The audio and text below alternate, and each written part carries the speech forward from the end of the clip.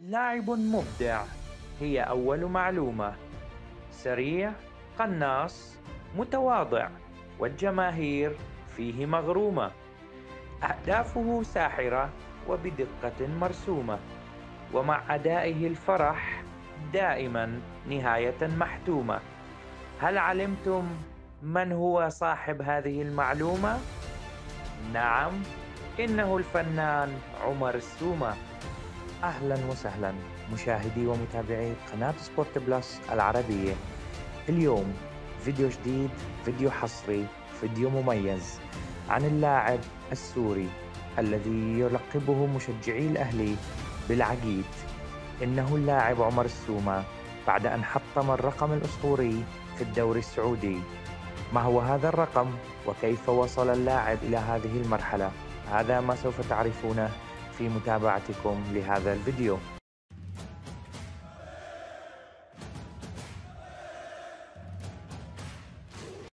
يوم تاريخي رسم أحرفه الكروية أعجوبة سورية اسمه عمر السومة، والذي قال كلمته بلغة بليغة في تخصص كروي يجمع عليه الصغار قبل الكبار، بهدف جديد ليصبح الهداف التاريخي للدوري السعودي للمحترفين، متجاوزا رقم الهداف السابق السعودي ناصر الشمراني.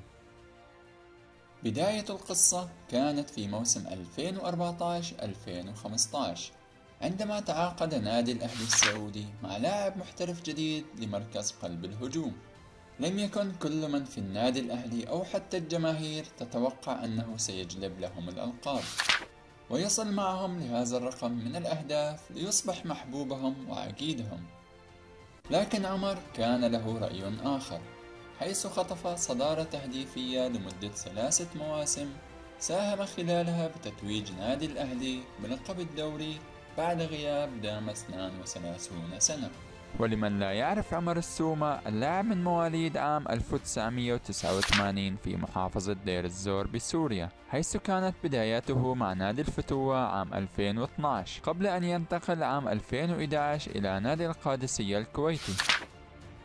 خلال فترته مع نادي القادسية حقق السومة العديد من الألقاب، ويعتبر الموسم الأخير مع نادي القادسية هو الأكثر تميزا للاعب في الدوري الكويتي، حيث قام بتحقيق لقب الهداف بتسجيله 23 هدف، مساهما في تحقيق فريق القادسية لقب الدوري الكويتي. في يوليو عام 2012 خاض اللاعب فترة تجريبية مع نادي نوتنغهام فورست الإنجليزي، تألق خلالها اللاعب من خلال إحراز هدفين خلال 3 مباريات لعبها مع الفريق الإنجليزي، الأمر الذي جعل مدرب الفريق آنذاك يطالب بالتعاقد معه، لكن الحصول على تصريح العمل في المملكة المتحدة حال دون انتقال اللاعب إلى الدوري الإنجليزي. انتقل عمر السومة إلى نادي الأهلي السعودي في يوليو عام 2014 بعقد مدته عامان. تألق عمر السومة كان منذ أول لقاء في أولى جولات دوري عبد اللطيف جميل، وذلك أمام نادي هجر، حيث تمكن السومة من تسجيل 3 أهداف ليكون أول هاتريك يسجله اللاعب مع النادي الأخضر.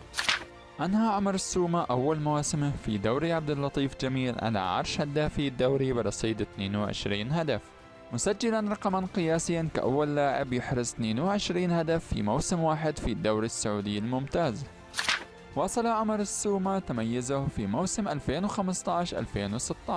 عندما ساهم بشكل كبير بتحقيق لقب الدوري للنادي الأهلي، وذلك بعد غياب 32 عام عن آخر بطولة، مسجلا 27 هدف في هذا الموسم، ويعتبر أهم هذه الأهداف هدفه في نادي الهلال في آخر مباراة والتي حسمت لقب الدوري السعودي. في مستهل موسم الدوري 2016-2017 حقق عمر السومة لقب أسرع هداف في العالم عن طريق تسجيله 50 هدف في 45 مباراة فقط، كاسرا بذلك رقم المهاجم البرتغالي كريستيانو رونالدو الذي سجل 50 هدفا لكن في 51 مباراة، منهيا الموسم بتسجيل 24 هدف في 24 لقاء شارك به العقيد بالدوري السعودي.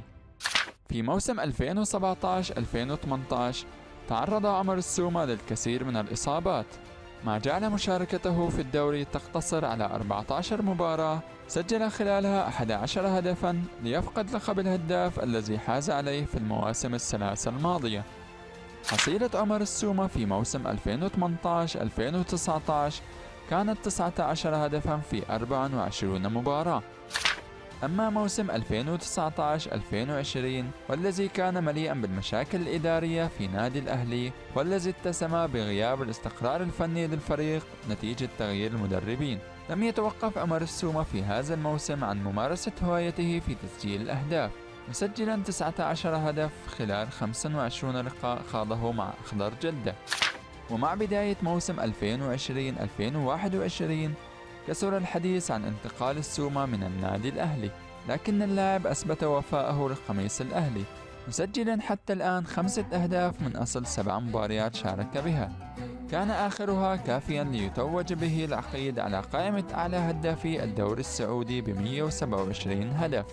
هذه الأهداف طبعت في قلوب مشجعي النادي الأهلي حب وعشق لهذا العقيد الذي سيبقى خالدا في تاريخ النادي الأهلي ومتابعي الدوري السعودي، وسيبقى ذكر عمر السومة حاضرا لأجيال قادمة.